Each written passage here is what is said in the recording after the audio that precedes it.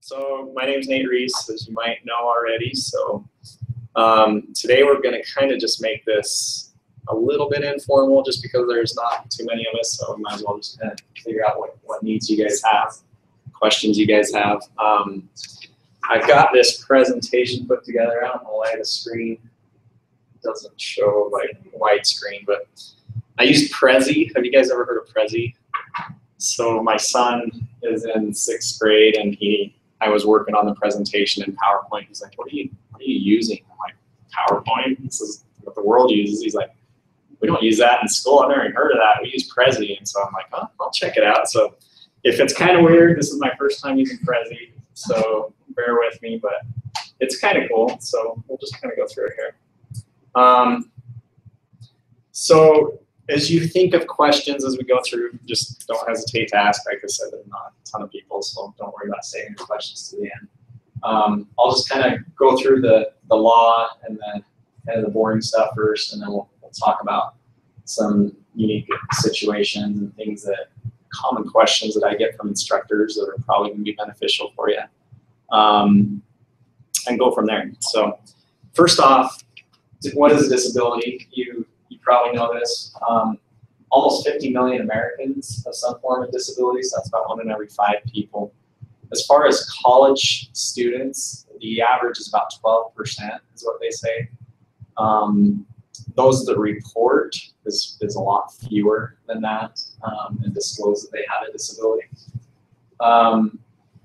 Under the definitions of the Rehab Act and ADA, disability most commonly is a physical or mental impairment that substantially limits one or more major life activities.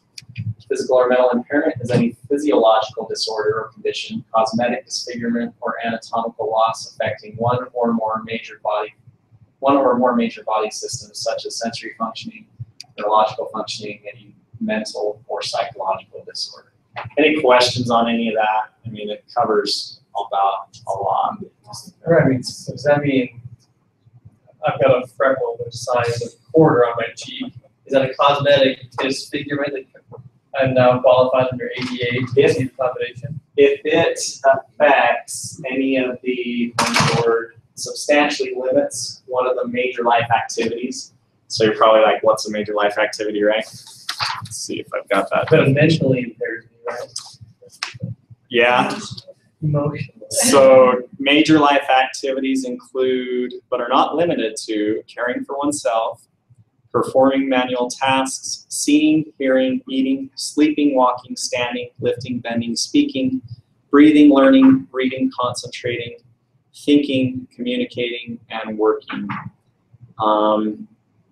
So maybe, I guess your question would relate to, because some of the cosmetic disfigurements could be, usually it's like a burn, people that have severe scarring from burns, and that could fall under the condition. I don't know that it meets that criteria. Yeah, I don't know where the line is. There's a lot of gray area. If it's if it's a giant freckle that, I don't know what the answer is on that. We'd have to look at it. I mean, and you're probably getting to this, it is determined by a doctor evaluation. Yeah, so it's a diagnosis. Just come Right. So it's determined by a licensed professional. So let's see if this works. Awesome. I don't know. Oh, that's what that does. Okay. We don't want to do that.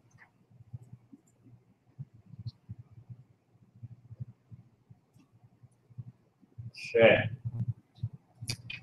So what is the law? There's 2 civil rights laws. First is Section 504 of the Rehab Act of 1973, and the second is the ADA Amendments Act 1990 and 2008. Basically, what the gist is on those laws is it says, no otherwise qualified individual with a disability in the United States shall solely by reason of his or her disability be excluded from the participation in, be denied the benefits of, or be subjected to discrimination under any program or activity receiving federal financial assistance. So BYU-Idaho receives federal financial aid, right? We accept the Pell Grant. Your next question is, what about Pathway, right? This Pathway does not accept federal financial aid. We, at this time, have chosen to, we're actually talking with the lawyers to determine what is appropriate, but we've chosen to accept that under BYU-Idaho's program as well because it's so tied to it. So we haven't been challenged on it yet because we've actually been providing those services to students in the Pathway program.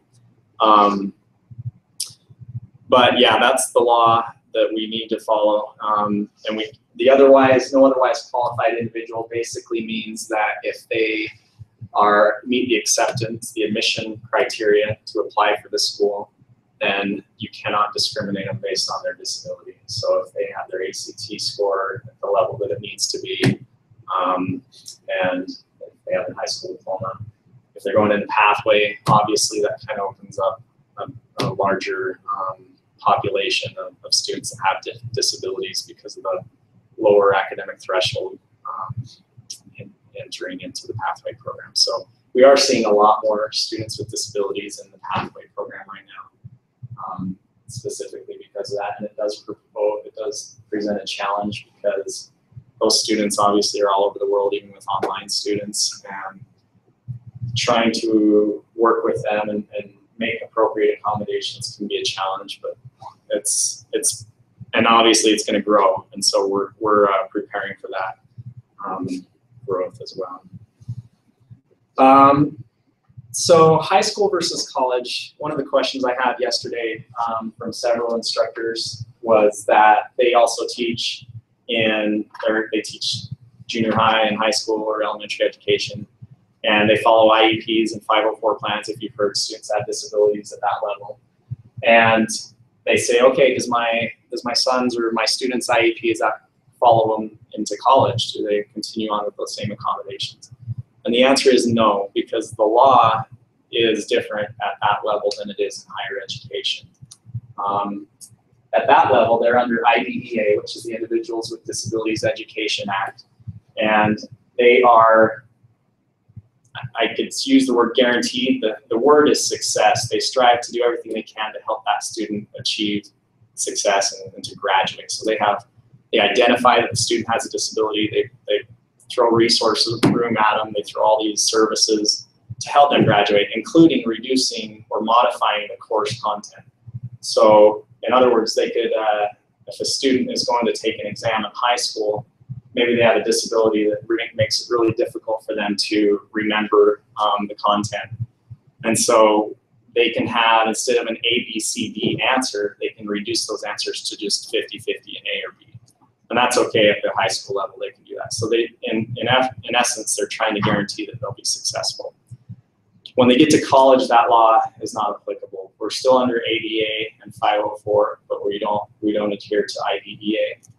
And therefore, the wording changes from success to access. So we guarantee that they will have equal access, but we don't reduce the course load, we don't modify the course material or reduce it to meet their disability needs. And so you ask, well, what kind of accommodations are provided at college that are different than high school?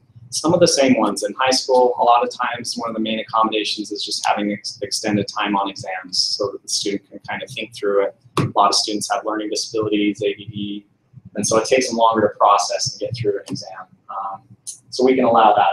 That's a reasonable accommodation. Another thing is we can ask instructors to extend deadlines for some of the assignments. Usually we prefer that to be the larger assignments. We don't like to have that be a habit with students to do it each week or each day, because it's only going to hurt them, because we can't reduce the amount of work or can't ask the instructors to reduce the amount of work. And so they're still going to have to be playing catch up the whole time. So and we explain that to the students as they come through. So there you have some of the examples. These are just typical accommodations for online students. No accommodation. We don't have just like a pool of accommodations for students to choose from. They're all pretty unique and individualized, but these are some of the more common ones that we approve. The assistive technology is one that is pretty common online for online students that have reading disabilities or other learning disabilities, because we can provide certain technologies such as screen reading software programs to help them have the material read to them out loud so that they can learn it better. For deaf and blind, or deaf and hard of hearing students, we can make sure that all the material is closed captioned, that they have access through transcripts or other materials that they're able to learn as well. Same with blind and visually impaired. We ensure that the course content is accessible through a screen reader. So most of the time they're using a screen reading device to have it read out loud to them. And that's kind of been a challenge in the past. We've been working with course improvement curriculum to make sure that everything is up to standards, up to what the law requires. And they've been great. Everything's going really well so far. But it is a lot of work. It's a big transition because most instructors just want to throw their stuff out there. And sometimes if they do it the day of, if they say, oh, go watch this video, and if there's a student in their class that has a visual impairment and isn't able to, or a blind, or deaf student that isn't able to see the captions, that's not equal access. We've got to make sure that they have equal access that day. How big is your assistive technology department? We have Brother Ricks, Doug Ricks is over our assistive technology department, and he has a committee right now that they're working on. We're looking at expanding it. We have a student model program that we proposed to stewardship right now. We're waiting to get approval on that. We'll expand it to, it's probably going to be triple in size, but right now it's Brother Ricks, and we got 2 students that help him. So it's not as big as it needs to be. But so far we are keeping up with the demand, but we just foresee it going out the roof. So. Alternative formats, similar with assistive technology, just making sure the information is accessible for students that have disabilities. Interpreting. For online students, the interpreting doesn't come into play a whole lot, except for right now with Pathway and the Gathering. We've had to find interpreters at the locations where the student meets, which is kind of difficult for us to do.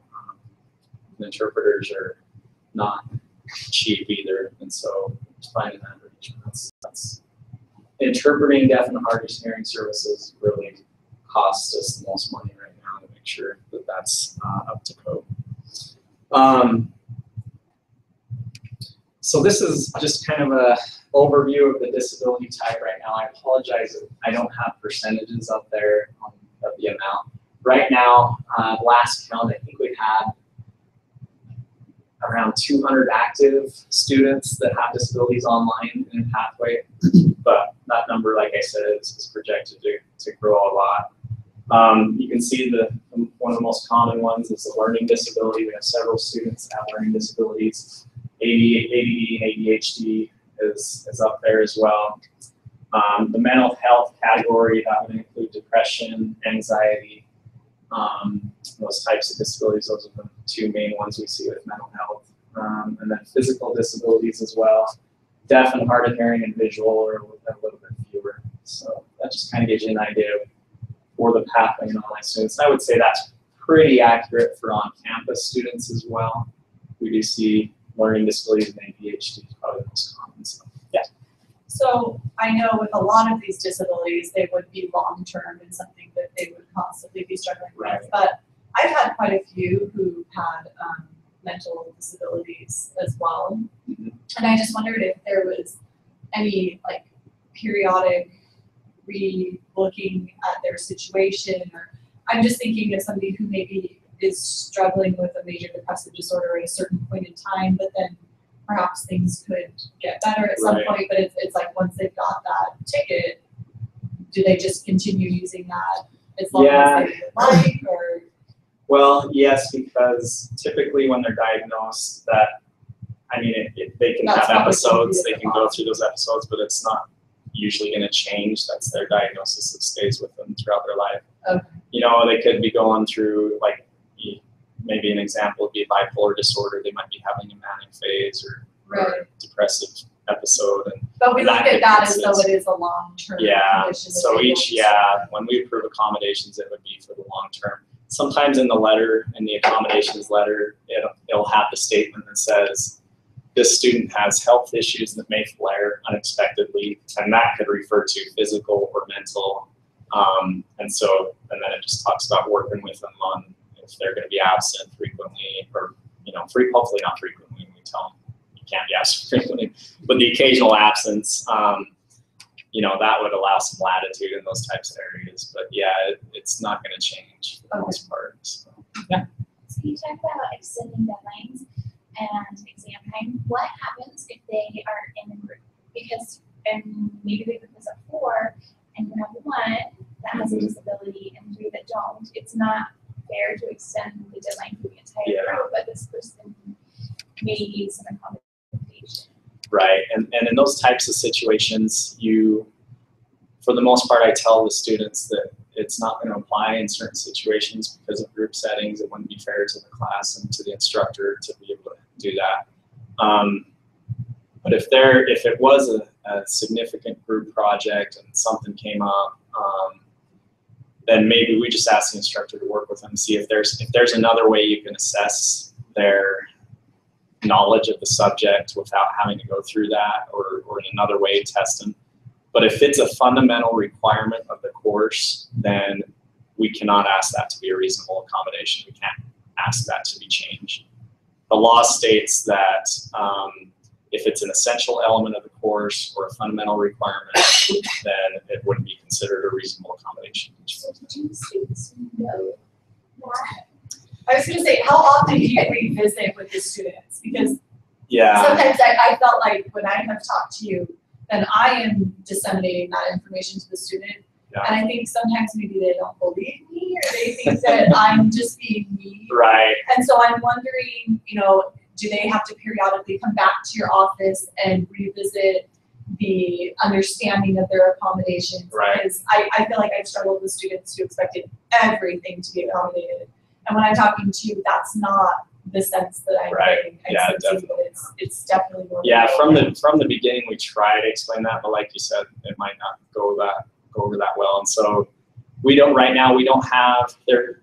We hope that they check in with us at least each semester, though, so that we can go over their accommodations and see if anything needs to change. But if they're not requesting any changes, we usually don't bring that up. And Then so that it letter can kind be, of just stands. yeah, that letter's applicable through their whole time here at BYU-Idaho. There's a few reasons for that. One of the reasons is we're instructed from the higher education department on disabilities that these people already have a disability. We shouldn't be, they already have so much going against them. We don't need to be hounding them and telling them they need to check in. It's not fair to them. However, in that type of situation, it would be appropriate for you as an instructor to say, I've talked to disability services, or you really need to talk to disability services and clarify your understanding of the accommodations letter, and we would be happy to do that. So. Does the student and the instructor get a copy of that letter? What we do right now in the process is, go to that, I think that's the next slide. Yeah, so we require documentation, and hopefully it's current and from a licensed professional. There's no law that states it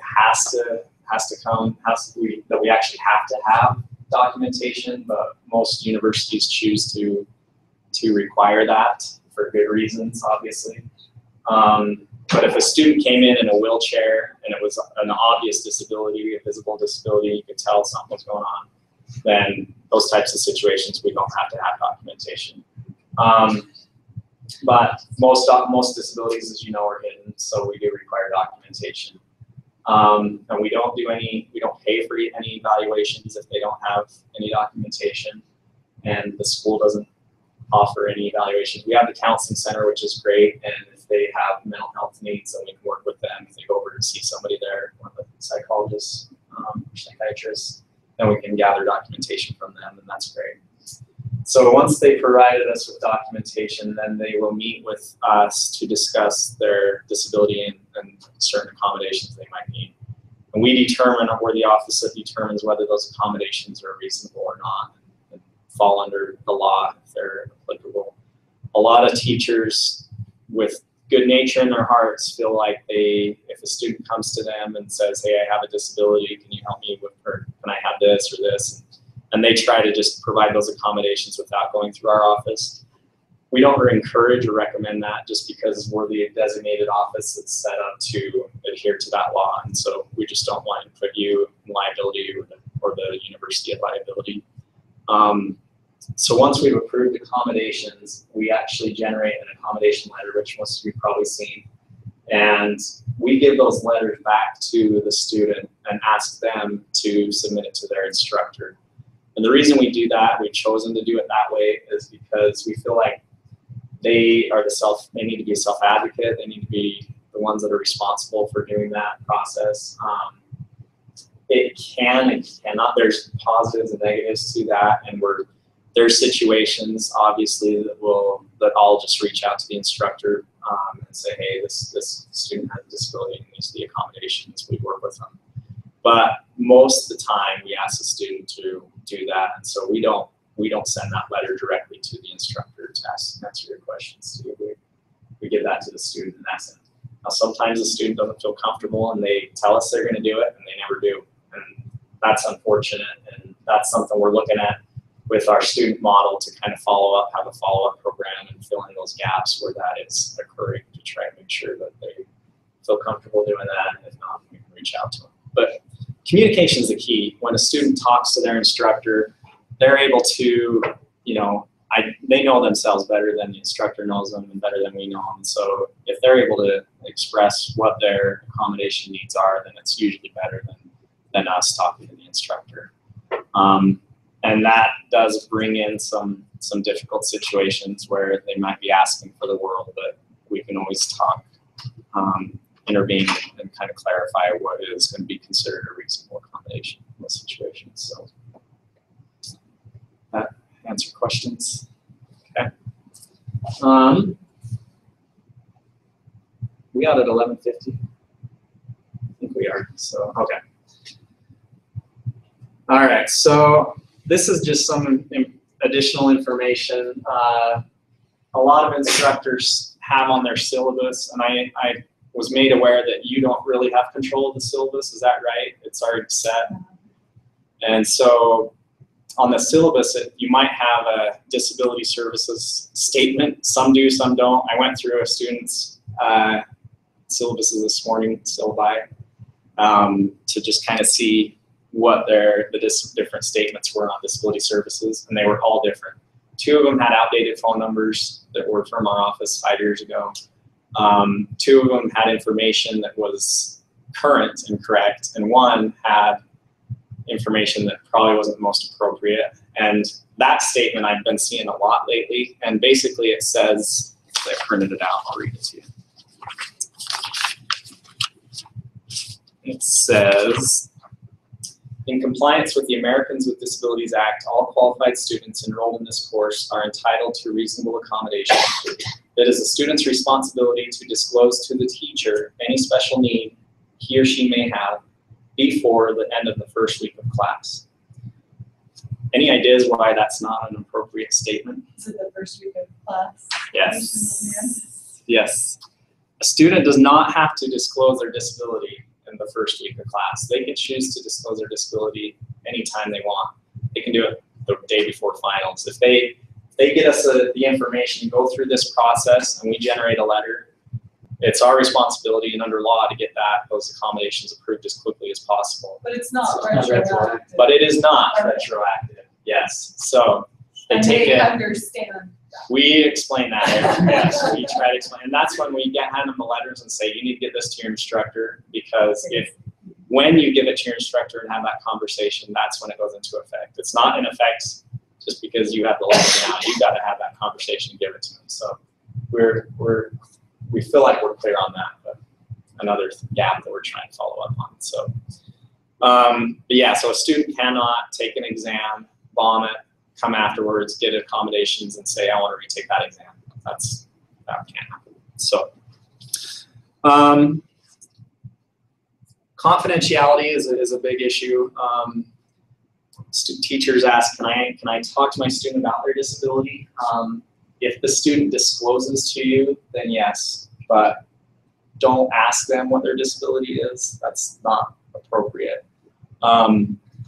if you get a letter, we don't even put what the disability is on the letter. Under FERPA laws, we're the ones that know that information. We approve the accommodations. I know it's difficult because you're like, well, I want to best help the student. If I knew what was going on, then I can help them more and serve them better. But sometimes the student's not comfortable doing that, and that falls under Section 504, that they have that right to confidentiality. And so if they disclose to you any information, then that needs to be kept private between you and the student. So any temporary accommodations have come about. If a student has surgery, is going to be out a few days, breaks their leg, can't make it to the gathering, things like that, that needs to go through the dean's office. They're the office that designates any temporary disabilities. So just send your student, refer them to them. Maybe if it comes to us, we can send them. So I have lots of female students that count being pregnant and giving birth as a disability. Yeah, that would still go through. It goes through the dean's office. Yeah. Is that something that they can accommodate? I mean, you know you're pregnant and you know you're having a baby, you sign up. Yeah. It falls under Title IX, and we have a Title IX distinguished person, that is the Dean of Students, Kip Harris, and he handles those situations. I really am not familiar with how they do that, the stipulations. So In trouble. yeah, for not no. being accommodating, but Yeah. you were pregnant. yeah, maybe just have them talk to Kip Harris. So good question though. Do you guys all know how to extend test time? Do you know how to create a separate group through iLearn and do all that? Yes. Okay. Yeah, and you said time and a half is standard. Time and a half is standard. Okay. It's okay if you feel like you want to give them double time or more. That's your choice as the instructor, but we let them know that time and a half is the amount that they should at least be receiving. And so occasionally we'll approve double time depending on the disability. And would that be in their letter? It would, yeah. So if It's more. specifically double time. Yeah. So I won't go into that. If I've got links to this on the app, if you need to pull up these. This is also a document that I've probably sent a few of you grading students with a disability. That's got some really good information. And this is who we are, so you can kind of put a face to a name. I don't know if you can see that very well, but the top's Brother Gordon. He and I both started last September, so we're both newer to this office. He's been in the Honor Code office for, I think, 10 years. He's been in there for a while.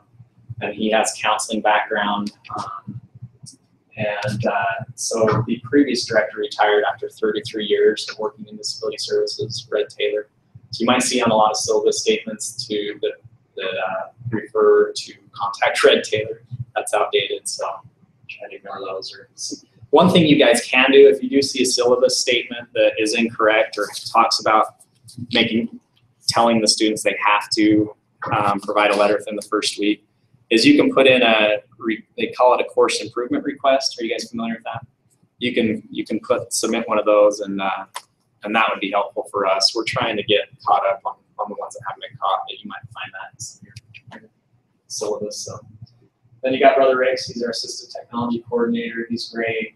Val Stern, she's our deaf and hard of hearing coordinator, and Vinay Wilkinson, our office assistant. So that's who we are. We're a couple minutes over.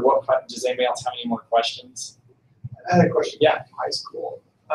If you don't know this, what does that mean, success? You said access, success. Yeah, So it means that they have a disability that you were really just helping all the way through the process. right. Yeah, they use the term FAPE, free and appropriate public education. And so when a student is identified as having a disability through whatever assessments they do in elementary, hopefully if they've identified it by that or that age, then they form a team usually of people to try to help in any way they can. You know, they'll put on the or bring out the speech and language pathologist, a psychologist, the school counselor.